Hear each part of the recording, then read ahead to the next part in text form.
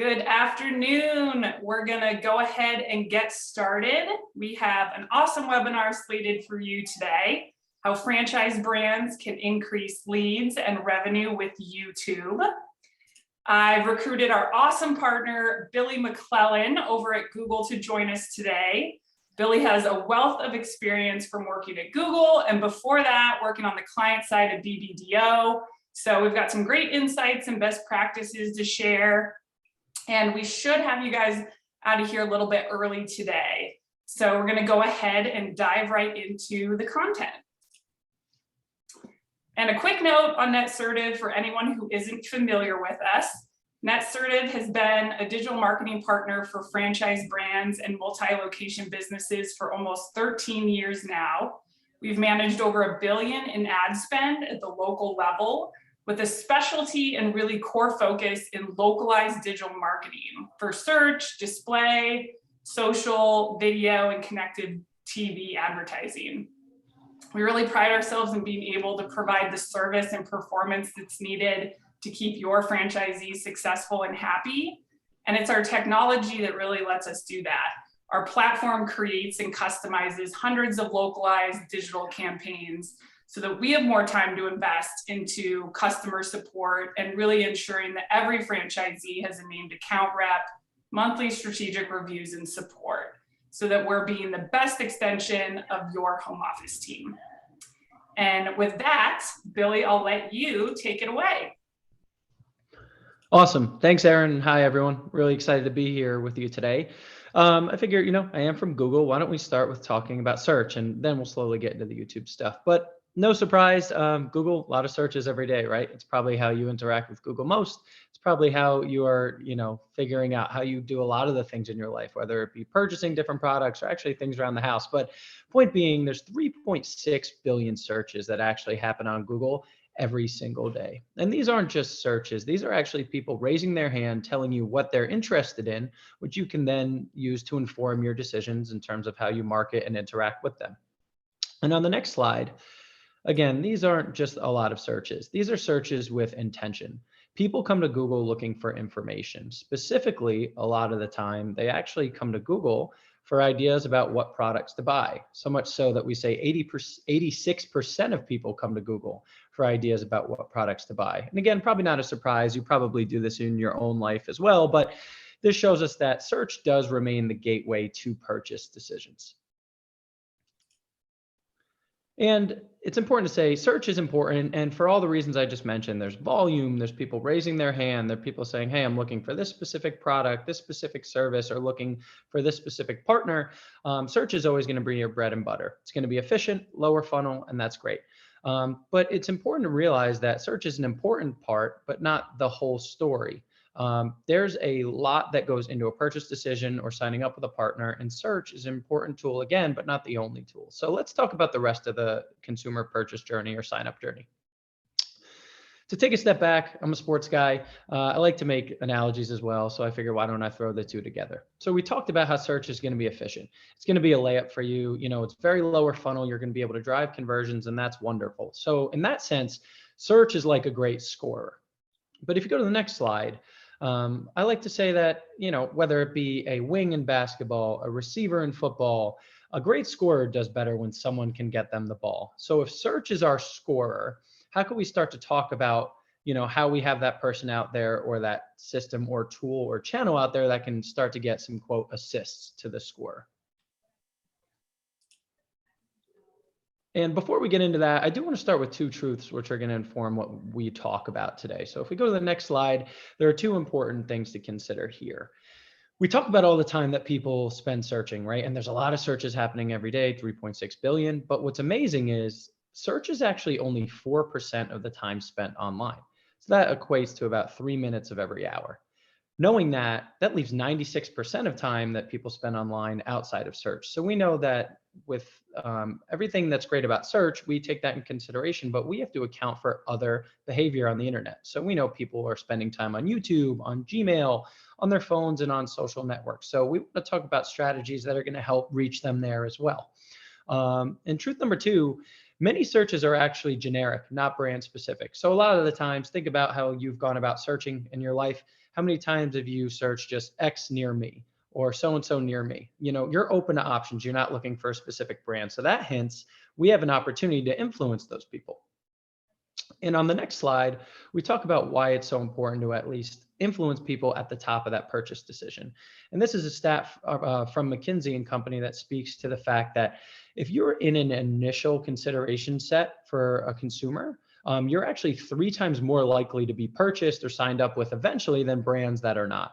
So we say all that to say it's great if people are searching for you, but if they're not, we have the ability to create search demand within that space. And spoiler alert, you came here, you saw that this was about YouTube. This is where we introduced the role of YouTube. So we talked about the amount of search volume, but did you actually know that more than half of people search for a product on Google and then actually go to YouTube to learn more about it, right? So they might go to Google, being open to options, search for things, say, oh, that's interesting. Let me go learn more about that. Go to YouTube, search in the search bar and pull up a video that explains what they were searching for more in depth, which of course can influence their purchase or sign up behavior.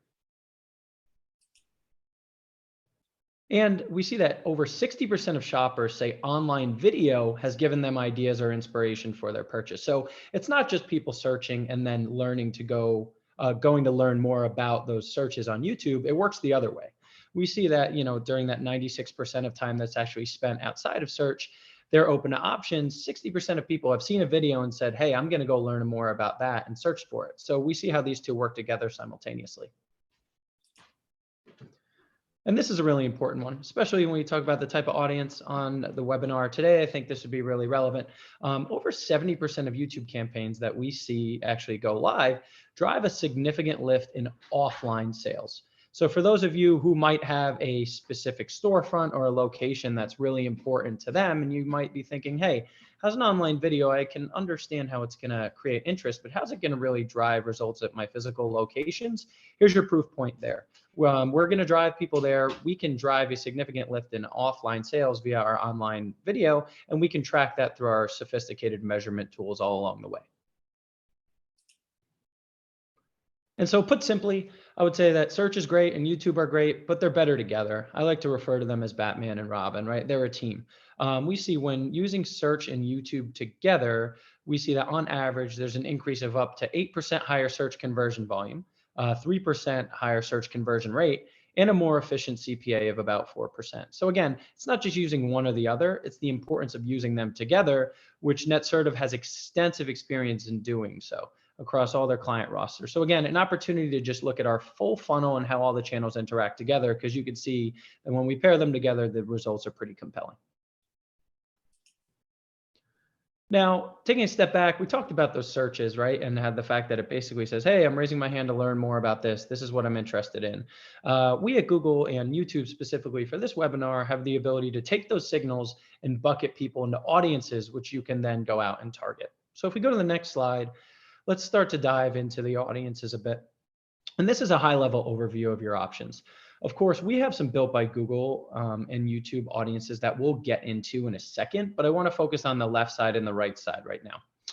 Depending upon what your marketing objective is or what your objectives are, we have different audiences that can help you meet those objectives. So it's not just running YouTube, but it's running it with purpose to try and reach the right people at the right time and on the right channel and in the right place. So you can bring your own data. We can use things like your CRM data, and we can mimic that with who we go out and target within our audiences on the channel.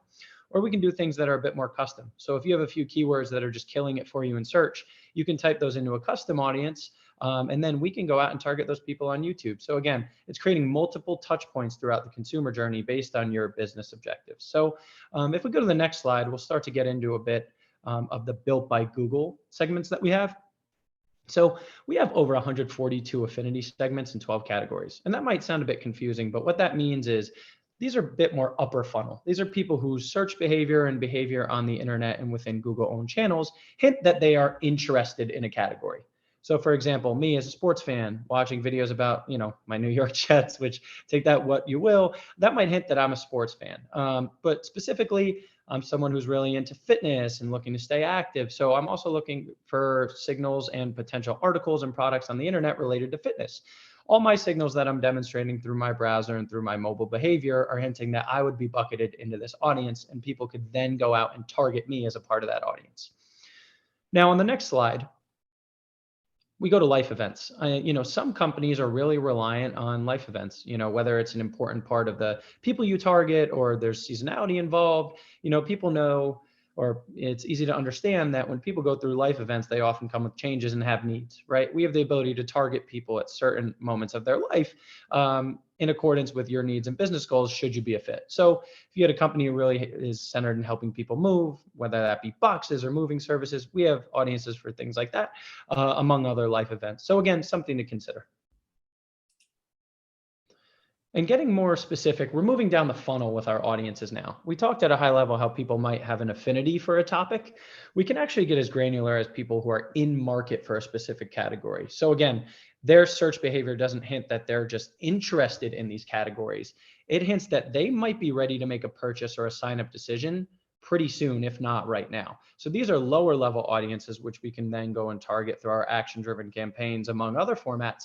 And we can really start to drive business results with people who are more ready to make a purchase or a sign-up decision. So at a high level here, there's a lot of different audiences. We have a ton of in-market categories, but there are a lot of different interesting ones, such as home and garden. If I'm searching for that, I moved into a new house in February.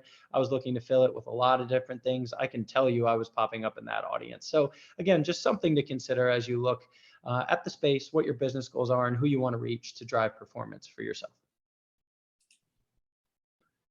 Great. And I talked about custom audiences. This one's really interesting. This is one that we actually have called a custom intent audience. What that means is, say you have, and I hinted at this at the beginning, say you have some keywords that are just really important for your business or really vital to your performance in search. What you can then do is actually go out, build a custom audience with those keywords, and you can actually bucket people searching for those keywords into that audience. And what's great about a custom intent audience is it is so lower funnel that if someone were to search for one of those terms, there's a great likelihood that if you were targeting them through a custom intent audience with those keywords, they would see an ad from your business on YouTube within a 7-day period. So again, it's creating multiple touch points, but in this instance, in a shorter time frame, knowing that they're more or they're closer to making a purchase or sign up decision. So again, a great consideration for your business needs here on the channel. Yep. And real quick, I think what we hear from a lot of people is we love the idea, we love the audiences, we believe in the power of YouTube, and we believe in the impact it has on search, but we just don't have creative. If you go to the next slide, this is just something to consider, and this is indicative of how us at Google and those at Netsertive can work with you. We can be flexible. We have tools that can help you to build creative in an easy way. Of course, you would have to go through Netsertive to learn more, but at a high level, we have tools that can help you to get going. So you can reach out to Aaron and team for more after this, but wanted to introduce that we're here to help if you're facing those struggles. Awesome. Thanks, Billy. And it is budgeting season right now. And one thing to be thinking about is video production and best practices if you do have that allocated in your budget. And so I'm going to share a few of those creative best practices if you're planning for it, whether it's for franchise development or on the consumer marketing side, or even for labor and employment recruitment efforts. There's some things to keep in mind when creating video. And we actually have a creative best practices PDF that we're going to share out with everyone who registered after this as well. That includes some of the tips that I'm about to share here. So the first tip to remember is to use people. You want to make the video relatable, and including people helps the viewer really envision themselves in the story and relate and see how they're going to feel after using your product or service. And this also goes for images as well. So both video and images that use people perform better. So whether you're using an actor, actress, or a friend, you want to make sure to just get that release waiver signed so you can avoid any legal complications, protect yourself, and make it clear to all parties how you're going to be using the video so there's no surprises. And the second tip is to use tight frames that connect to a strong call to action. And I love this example here because oftentimes as marketers, I do think that we have a pretty decent creative eye, And I think at first glance for me, I would look at this and think that the shot on the left is aesthetically pleasing because it's symmetrical and it shows everything. But really a tighter framing where you're zooming into that one specific item and here the throw, and then adding copy that connects to that call to action of all luxury throws are 25% off is going to perform better. So it's just going into shooting a video with this type of thinking in mind is important. You know, remembering what is it that I want to highlight, what am I going to promote, and then how do I get the best shot of that. And the third tip to remember is to introduce your brand in the first 5 seconds. When you're producing video, you're ideally producing it to be used in so many different types of places. And that, of course, can include the phone, showing up in social feeds. And we know that the attention span of viewers is very precious. So we only have a few seconds to catch their attention, make an impression, and keep them watching.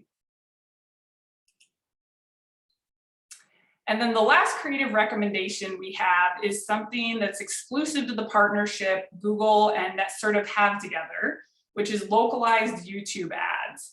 And basically what that means is that instead of running a blanket national video ad campaign that promotes your brand, you can now run that same commercial, but have the creative localized to every one of your franchise locations.